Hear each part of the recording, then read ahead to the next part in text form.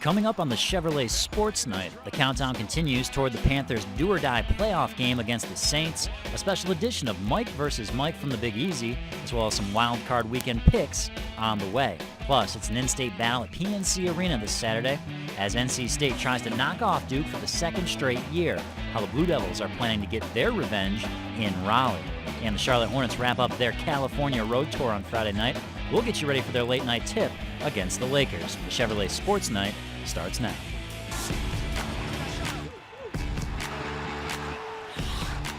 From Spectrum News, this is the Chevrolet Sports Night.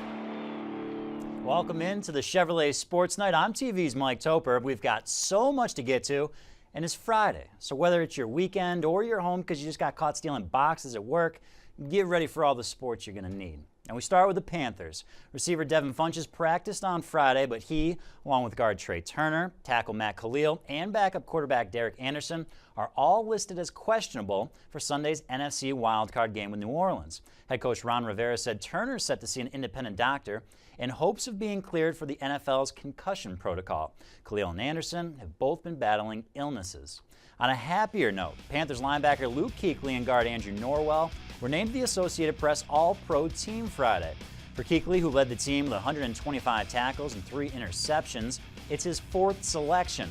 Undrafted out of Ohio State, this is the first All-Pro selection for Norwell. And like Kuechly, Norwell is a fellow Cincinnati native. He started all 16 games for the second straight season and has become one of the most reliable guards in the NFL. Now, one wrinkle the Panthers didn't have in either regular season game against the Saints was old Greg. That's Greg Olsen. He missed much of the season with a foot injury, and the results since his return in Week 12 have been mixed. In the 5 games since his return, Olsen has averaged just under 3 catches for more than 32 yards per contest, just 1 touchdown. But even Olsen understands that the offense can't try to force the ball into his hands.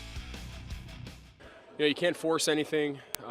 You can't think every ball is going to come your way because they're not. So you got to just stay true to the offense, stay true to what your job is on that play, and when your opportunities come, you got to make them. The postseason prowl on Spectrum News.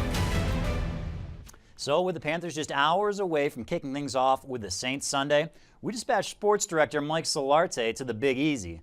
Yeah, tough task. He joins us from a place where many Panthers fans living in New Orleans will congregate come Sunday. It's Bourbon Street in the French Quarter, and on a Friday night. All right, nice work, big guy. Elsewhere in the NFL, the Oakland Raiders apparently possess a dump truck full of money because the team is expected to announce Jon Gruden as their next head coach on Tuesday. According to multiple reports, Gruden is preparing to sign a 10-year, $100 million contract to rejoin the Raiders. And I'm curious as to why my parents didn't push me into coaching. The deal would be the richest coaching contract in NFL history. Gruden previously spent 4 seasons as Oakland's head coach from 1998 to 2001. The team traded him to Tampa Bay in 2002, where he won Super Bowl 37 in his first season on the job. Now that leads us to our Twitter question of the night. We want to know which NFL coach you think would be worth a 10-year, $100 million contract. Gave you a few options. Bill Belichick? Would it be the ghost of Vince Lombardi? Would it be Gruden himself because, he's a winner, man? Or do you think no coach is really worth that much money? Log on to sports_night, cast your vote, and leave a comment on the way out. In college, Wake Forest football ended on a high note in 2017 thanks to a thrilling Belk Bowl win over Texas A&M. But the Deacs found out Friday that they will be losing one of their biggest defensive playmakers for next season. Safety Jesse Bates III announced via Twitter that he will forego his final 2 years of eligibility and enter the NFL draft. Despite battling injuries in his redshirt sophomore season, Bates was considered one of the best safeties in the ACC. He finishes his college career with 22 games started, 179 tackles, 6 picks, and 3 touchdowns scored. Another big draft declaration for the ACC, 2016 Heisman Trophy winner Lamar Jackson announced that he will be going pro as well. Now that's got to be welcome news to opposing defensive coordinators. Jackson is the first college player in football history to record at least 3,500 passing yards and 1,500 rushing yards in back-to-back seasons. Set several Louisville school records, including total offense and scoring, and a staggering 119 total touchdowns. Now let's hit the hardwood. NC State coming off 2 straight losses to start league play. and it doesn't get any easier this weekend. Second-ranked Duke makes their way to PNC Arena for an 8 o'clock tip with the Wolfpack. Now, the Pack and Blue Devils split their meetings last year, but interesting to note, NC State has beaten Duke the last 3 times at PNC when Coach K's team was ranked 2nd or 1st. Plain and simple. The Pack knows it's going to be difficult, but they hope their grit and experience is going to pay off. We just have to come out here and be the tougher team, and we believe we are. We can be the more physical, tougher team, so it's going to be a lot of fun tomorrow. We hope that our experience will show up. Obviously, when you're playing a group that is as talented as those guys, you know, we're not as talented as those guys, so we got to count on our experience. And you know, some of our veteran guys who have obviously played in this type of game before have to step up. Digging the hat, Bridget. To the flip side of things, even though the Blue Devils are loaded with diaper dandies, the team knows darn well what happened last year inside Cameron.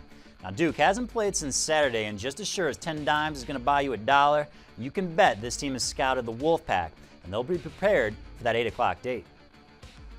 They're a pretty good team. They have a good point guard that can shoot well. They have another kid that can get to the basket and pretty much create. But you know, if we play our defense the right way and you know we do what we're supposed to do, we should be able to stop them. We're going to come to play. As we watch film, you know they're great players, and they're going to come and they're going to put it all on the line. UNC heads north to Charlottesville Saturday. The Tar Heels are coming off a loss to Florida State, and Saturday's contest will be the second of back-to-back games against top 25 teams. Now, just like after the Wofford game, then after the Wake game, a theme being preached in the Tar Heels practice is effort. Now, Coach Williams said Friday that he doesn't believe his players are loafing, but the team knows they can step it up. You know, it's nothing Coach can do to flip the switch. We have to make the decision ourselves to bring consistent effort as a team and individually. We'll get it. You know, we're still trying to learn. We're still a little bit younger. So, I mean, there's no doubt in my mind that we'll get it, but the switch is going to flip. Wake Forest looking for its second ACC win when they head north to take on Boston College. How are they getting into Boston, by the way? The Deacs hold a 4-game winning streak against the Eagles, but will be without leading scorer Keyshawn Woods on Saturday. Woods banged his knee against Syracuse earlier in this week and did not return to the game. The Deacs are certainly going to miss his scoring and his defense. Now, against 2 talented North Carolina natives in BC's backcourt, Jerome Robinson and Kai Bowman. Play so many bodies, guys know that you know, you'll have a chance to get an opportunity, and you got to make the most of it. And that's no different, you know. You know, Key's our leading scorer, he's our 6th man. And, you know, we miss him. But we also know that we have other guys that are more than capable of stepping up and helping fill the void. We're not going to fill the void, but we have enough guys where we can help contribute and try to cover for his loss. Some pretty offense was complemented by some outstanding defense Thursday as the Carolina Hurricanes put together one of their most complete games of the season, consummating a comfortable 4-0 win at Pittsburgh. Goalie Cam Ward was stellar between the pipes, shutting down a star-studded Penguins front line for his 25th career shutout. Now, the Canes' next 3 road games all come against teams who are ahead of them in the playoff race.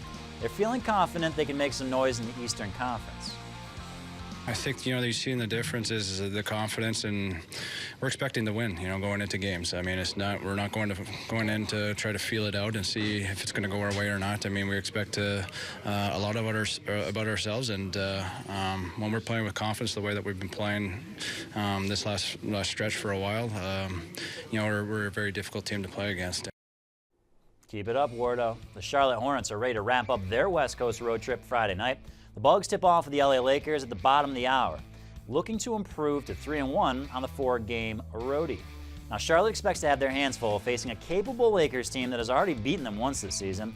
Now, the purple and gold might be a little angry as well, having lost 8 straight coming into Friday. It's going to be a tough game. They're going to be ready to play tomorrow night. They had a bunch of transition baskets at our place, so we're going to have to get back in transition. Then it's going to be a paint game. They can score the ball in the paint, and we have to make sure that our defense is stout enough to keep it out of the paint. Now it's time to pay the light bills and take our first time out. But coming up next, we turn to a man who's got a complete breakdown of the Panthers versus Saints. Sports director Mike Solarte sits down with an old friend himself.